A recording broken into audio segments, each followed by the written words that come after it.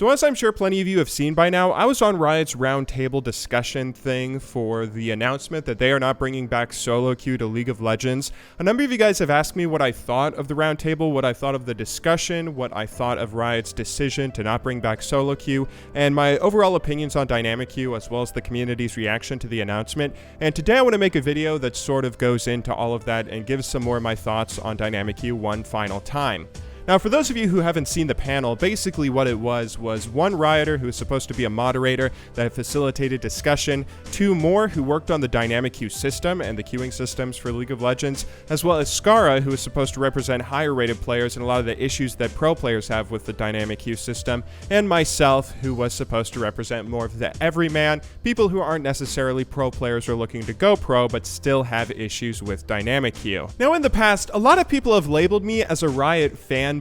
and honestly, for kind of good reason. Whenever the community gets super upset and angry at Riot, I have typically been the first person to sort of try and calm everyone down and say that maybe there's a little more logic than what the community thinks behind Riot's decisions, and sort of back them up. The reason for that being, I think, the last online multiplayer game I played was StarCraft 2, a game that I saw die before my very eyes because a company was neglectful of the opinions of the players and the consumer base that they had. In the past, I've always seen Riot as a lot more reasonable, and Riot has, for the most part, been a lot more consumer-friendly than a lot of the other video game companies out there, which is why I've been so quick to defend them. I mean, you can even take a look at this roundtable. This is a perfect example of Riot trying to get feedback and listen to their audience, whether or not they end up changing anything. But this dynamic queue debacle is the one time I really don't think I can defend Riot or justify their actions, because this, maybe this sounds a little overdramatic, but I honestly think this is probably the worst decision that they have made as a company,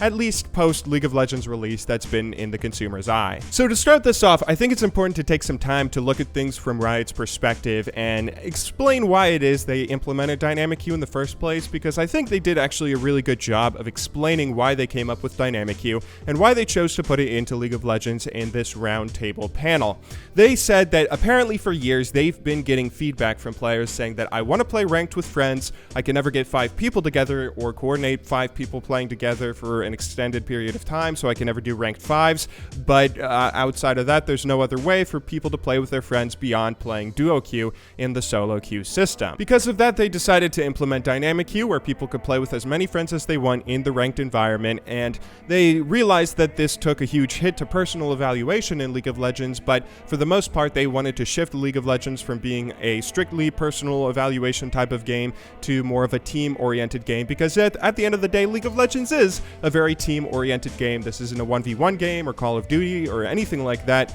You have to play as a team, and they believe that dynamic queue helps do that. Now, to be fair, a lot of people apparently wanted this, and I believe that a lot of people are pretty satisfied with the dynamic queue system. I don't think that if it was actually the entire community that disliked the system, Riot would keep it in place, but I don't believe that dynamic queue does a very good job of facilitating what it's supposed to do, and that's my biggest issue that I have with it. So let me go ahead and explain my perspective. You don't have to want to go pro in League of Legends to want to play the game competitively. Obviously, if you are one of the top 1% players in the game, then there are plenty of issues that dynamic queue has, and Skara did a very good job of explaining that on the panel, but you don't have to be one of the top 1% to have an issue with dynamic queue. All you have to do is, maybe let's say you're a silver player. This is the example I gave in the video. Let's say you're a silver player who wants to get to gold for the end of season rewards. All you have to have is one player on your friends list who plays worse than you, but starts queuing with a team and gets to gold quicker than you do because he starts queuing with a team and he has an easier time climbing the ladder. Suddenly you feel like crap because you aren't being judged based off of your skill level. You aren't being judged based off of how good you are at League of Legends. You are being judged on whether or not you can find a team to queue with. And again, this isn't something that's just strictly about pro players. That's just strictly about diamond and above. The rank system is something that extends to everybody with end of season rewards, and of course the judgment that comes with you telling someone whether you're bronze, whether you're gold, whether you're diamond. Riot believes they can fix this system by giving everyone a 50-50 chance of winning by tweaking the way dynamic queue pairs people up. So even if you're a solo player going into a queue playing against a group of 5, they believe they can change the system to a point where even in that scenario you will always have a 50-50 chance of winning all your games. Now, this is a nice idea in theory, but my belief that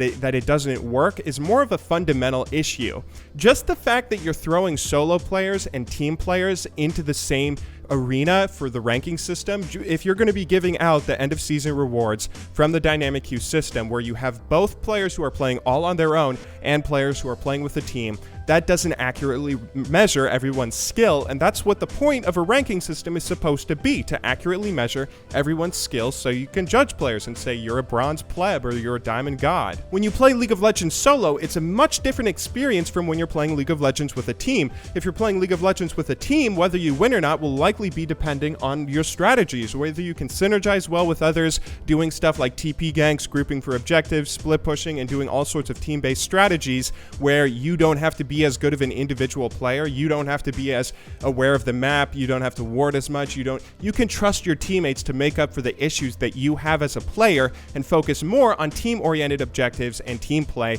rather than just being a complete player on your own, where the opposite is true in solo queue. In solo queue, if you're only playing on your own, then you can't trust your team to make up for the issues that you have, and you have to be a complete player that's able to do everything on your own. You have to be able to ward, you have to be able to look at the mini-map, have map awareness, and have every element of the game down, where if you don't, then you can't trust your team to make up for those issues. A ranked system is supposed to measure everyone's skill, and just the fact that you're throwing these two different types of players that are playing the game in two different types of ways into the same queuing system doesn't accurately measure everyone's skill. If you take a look at a player in gold, you have no idea whether they got to gold through playing as a team or through playing on their own and solo carrying or anything in between. You have no idea how that player got to that rating and whether they deserve that rating or if they just got carried by a team of 5. This is the fundamental issue I have with the queuing system and why I believe the queuing system can't be fixed with iterative improvements, and why I believe Riot needs to institute something, whether it's a solo queue or something else,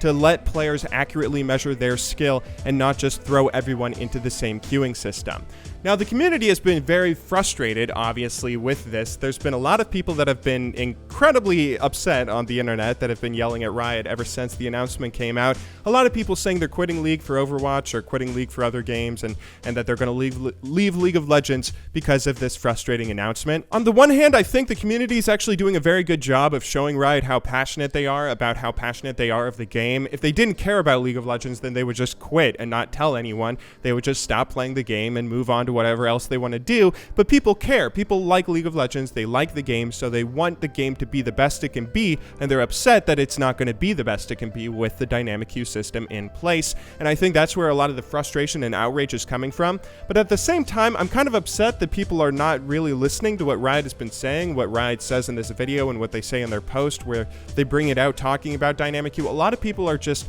not even paying attention to what it is Riot has to say, which is frustrating because if you don't listen to what Riot has to say, why should Riot listen to what you have to say? At least that's just my opinion, and I kind of wish the community would take a little bit of a step back to listen to what Riot has to say and formulate some more arguments rather than just saying, League sucks, I'm going to go play Overwatch. Now, there's been a lot of comparisons that players have had to Blizzard and Jagex. Of course, with Blizzard, and as I mentioned earlier in this video, how Blizzard's negligence sort of killed some of their more popular games, a lot of the changes they made to World of Warcraft, and ultimately ended up running that game into the ground, as well as StarCraft, and you could even argue Diablo 3 pre-Reaper of Souls, as well as Jagex and how they handled RuneScape when they removed the wilderness and put trade limits into the game, and ultimately saw a huge exodus of players until they ended up bringing back old school servers. Now, I don't necessarily think these comparisons are so good. I think when you take a look at what Jagex did to RuneScape and what Blizzard did to many of their games, you see issues that stemmed from the fact that they were changing the gameplay, right? Like Jagex fundamentally changed how RuneScape worked, how the PvP worked,